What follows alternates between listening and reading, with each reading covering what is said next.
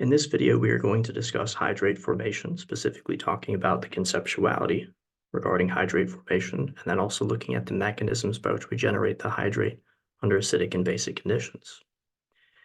Now, when you take an aldehyde or ketone and you react with water and acid or water and base, we have this nucleophilic addition to the carbonyl carbon, generating a structure wherein we have two OH groups bonded to what is the former carbonyl carbon. That is called a hydrate, sometimes called a geminal diol. Geminal meaning twins. And we can form these hydrates under both acidic and basic conditions. And under both acidic and basic conditions, this reaction is readily reversible. We can generate the hydrate. It can then equilibrate back to the aldehyde or ketone. We'll generate the hydrate, generate the aldehyde or ketone. There's a readily reversible back and forth nature to this reaction. And part of the reversibility there comes from the fact that in the hydrate structure, those lone pairs are occupying physical space, and there can be lone pair repulsions between the oxygen atoms. They're kind of playing king of the hill with one another, trying to kick each other off and reform the carbonyl. So the hydrate itself is a fairly unstable structure for the most part, and few hydrates are actually capable of being isolated. Few are isoluble. What this means is that hydrates are not a synthetic target for your purposes. Not a synthetic target. You won't see the synthesis question where you're forming a hydrate, okay, because they're not really isoluble. There's that readily reversible equilibrium. And as we'll talk about in a later video, the extent of hydrate formation, in terms of how much of the hydrate we generate, that's going to be dependent upon the reactivity of the aldehyde or ketone. We'll devote an entire video to that. So now we're going to go through the mechanisms of hydrate formation under both acidic conditions and basic conditions. Let's create a reactivity and mechanistic parameter. When you have a neutral alcohol or a neutral water molecule, we're going to think about the oxygen atom in its neutral state as being poorly nucleophilic, and neutral alcohol and neutral water molecules poorly add to an unprotonated carbonyl. That is to say, to the unprotonated carbonyl, water would have a very poor, slow addition. Same would be true for an alcohol that's neutral attacking. It's for that reason that we might react with water and acid. When we have water and acid, we'll have H3O plus build up in solution. Mechanistically, we're going to protonate the carbonyl oxygen first.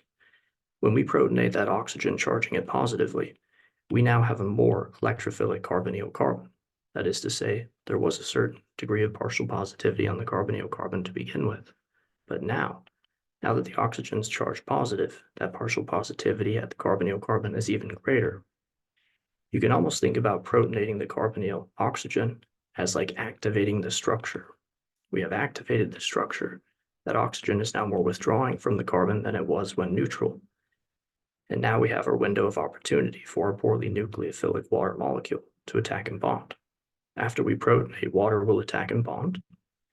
And then to generate the hydrate structure in its neutral form, we would have to deprotonate the oxygen pertaining to the water molecule that just added in. So we protonate to increase reactivity. Water then attacks the protonated carbonyl, and then we deprotonate the oxygen atom to form the neutral hydrate. But this mechanism is readily reversible, meaning what could happen is I could grab a proton from H3O plus. Protonating that OH component creates a water leaving group. We could then collapse a lone pair from the neutral OH and kick out a water leaving group, reforming H2O and the protonated carbonyl. And then H2O in solution can come back and deprotonate the carbonyl oxygen, reforming our carbonyl and H3O plus. So this is readily reversible. Readily reversible. And what's key here is because water is a poor nucleophile, we cannot attack right away, at least not at the unprotonated carbonyl. We have to protonate first, and then we attack. Okay, it's because the protonated carbonyl is more electrophilic. The carbonyl is more or less activated by protonation of the carbonyl. Now let's imagine that same mechanism of hydrate formation, but under basic conditions. We're going to react with NaOH and H2O. Compared to H2O, hydroxide is much, much, much more nucleophilic. And so if I have OH minus present, I can attack the carbonyl carbon right away and break the pi bond.